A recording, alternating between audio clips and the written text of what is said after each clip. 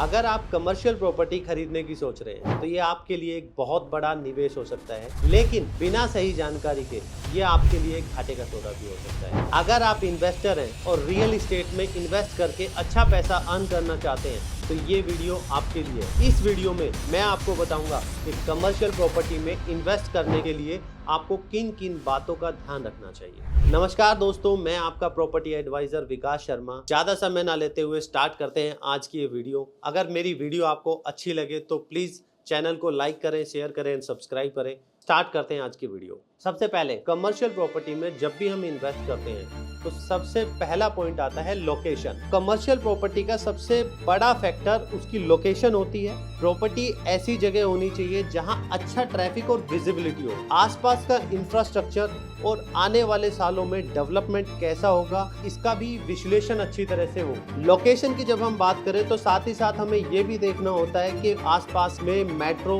Highway, airport और बड़ी कंपनियों का नजदीक होना भी एक प्लस पॉइंट आता है। सेकंड पॉइंट जब हम बात करते हैं लीगल क्लियरेंस और टाइटल क्लियरेंस। फ्रेंड्स, जब भी हम कमर्शियल प्रॉपर्टी में इन्वेस्टमेंट की बात करते हैं तो हमें ये देखना पड़ता है कि कमर्शियल प्रॉपर्टी में जहां पे वो प्रोजेक्ट आ रहा है क्या उसका टाइटल क्लियर है या नहीं है। सेकंड, उसी पॉइंट में मैं ऐड करूंगा, हमें ये भी देखना होता है क्या वो रेरा रजिस्टर्ड है या नहीं है। पूरा प्रोजेक्ट जो है उसका टाइटल जो है वो क्लियर है या नहीं है। साथ ही आपको इस बात का भी ध्यान रखना है फ्रेंड्स कि क्या वो टाइटल, वो लैंड रियल में कमर्शियल प्रॉपर्टी के यूज के लिए है भी या नहीं। थर्ड पॉइंट की अगर मैं बात करूं, थर्ड पॉइंट आता है हैबिटेशन। जब हम कमर्शियल की बात करें, हमारे पास अच्छी लोकेशन है, टाइटल क्लियर है, उसके बाद भी हमने काफी प्रोजेक्ट गुड़गांव एनसीआर में ऐसे देखे हैं जो कि फेल हुए हैं। उसका सबसे बड़ा रीजन आता है फ्रेंड्स, आपने एक कमर्शियल प्रॉपर्टी में इन्वेस्टमेंट कर लिया लेकिन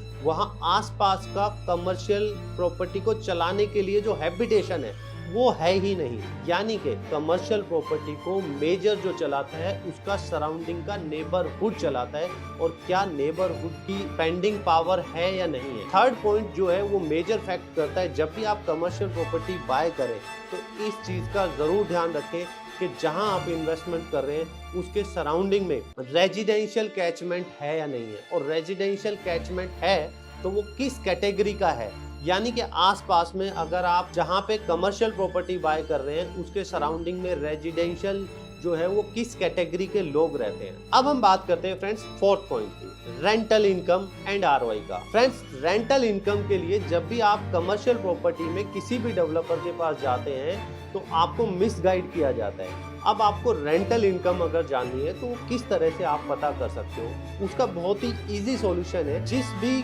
लोकेशन में आप कमर्शियल प्रॉपर्टी ले रहे हैं उसके सराउंडिंग में कोई भी चलता हुआ कमर्शियल मॉल है, उसके ground floor, first floor, second floor, जिस भी फ्लोर पे आप इन्वेस्टमेंट कर रहे हैं उसका रेंटल जाके पता कर लीजिए।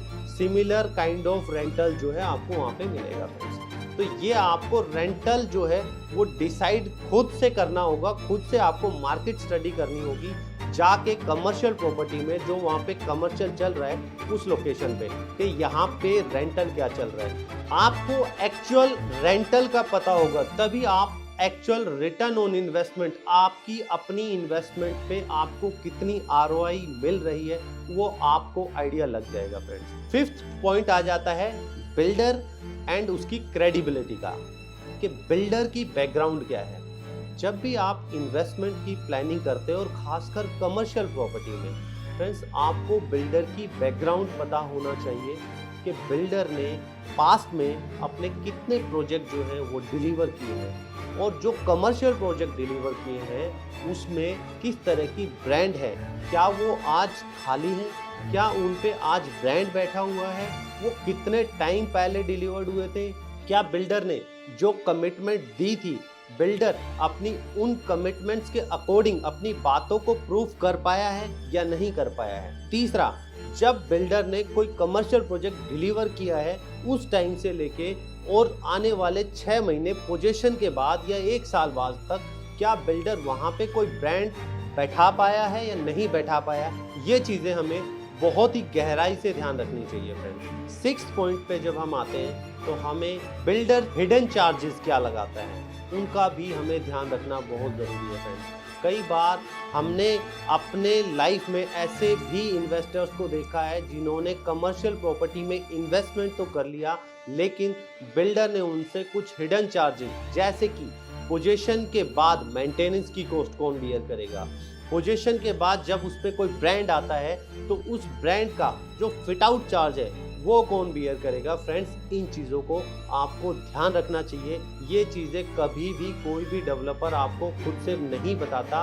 इन चीज़ों के लिए आपको एक रियल इस्टेट एक्सपर्ट की ज़रूरत है। आप किसी रियल इस्टेट एक्सपर्ट से सलाह ले सकते हैं, वो आपको सही से इन चीज़ों के बारे में गाइड करेगा। 7th पॉइंट आ जाता है आपका लीजिंग राइट। फ्रेंड्स, आज जब हम कमर्शियल प्रॉपर्टी में इन्वेस्ट करते हैं तो हमें इन चीज़ों का ध्यान रखना चाहिए कि जिस कमर्शियल प्रॉपर्टी में आप इन्वेस्ट कर रहे हैं, क्या लीजिंग राइट डेवलपर के पास है या नहीं है।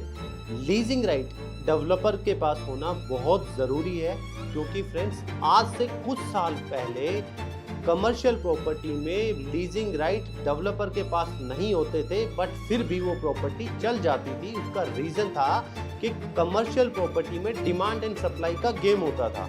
पहले डिमांड ज़्यादा थी, सप्लाई कम थी। Back to back commercial project बनते थे और बैक टू बैक उसमें ब्रांड्स भी आते थे। लेकिन हमने पिछले कुछ सालों में ये चीज़ देखी कि कमर्शियल प्रोजेक्ट गुड़गांव एनसीआर में बहुत से आए, कुछ टाइम के लिए चले और फिर खाली हो गए। उसका रीज़न क्या था? उसका रीज़न था कि कमर्शियल डेवलपर जो प्रोजेक्ट बनाता है, कमर्शियल प्रॉपर्टी में जो डेवलपर उस प्रोजेक्ट को बनाता है, डेवलपर के पास लीजिंग राइट नहीं थे। आज लाइव एग्जांपल आप गुड़गांव एनसीआर में काफ़ी देख सकते हो कि वो मॉल्स, वो रिटेल आउटलेट आज खाली पड़े हैं। मेरे कहने का मतलब ये है कि आज कमर्शियल प्रॉपर्टी वही सक्सेसफुल है जिस प्रॉपर्टी में लीजिंग राइट 100% डेवलपर अपने पास रखता है, क्योंकि डेवलपर के पास आज एक डेडिकेटेड लीजिंग टीम है, उनको लीज करना आता है, इसलिए लीजिंग राइट डेवलपर के पास होना कंपल्सरी है। अब हम बात करते हैं अपने सबसे आखिरी पॉइंट की, जो कि है आपका एग्जिट स्ट्रेटजी और आपका माइंडसेट। फ्रेंड्स, जब भी हम कमर्शियल प्रॉपर्टी में इन्वेस्ट करते हैं तो आप साल या 6 महीने या 1.5 साल का होराइजन लेके अगर चल रहे हैं तो कहीं ना कहीं आपको एग्जिट होने में थोड़ा बहुत चैलेंज आएगा, क्योंकि कमर्शियल प्रॉपर्टी एक ऐसी इन्वेस्टमेंट होती है जिसमें आपको थोड़ा सा लॉन्ग टर्म का माइंडसेट होना बहुत ज़रूरी है। जैसे कि आप 2 साल का, 2.5 साल का, 3 साल का आप माइंडसेट लेके चलें, ताकि आप इजी रिटर्न भी ले सकें और आप अच्छा एप्रिसिएशन भी ले सकें।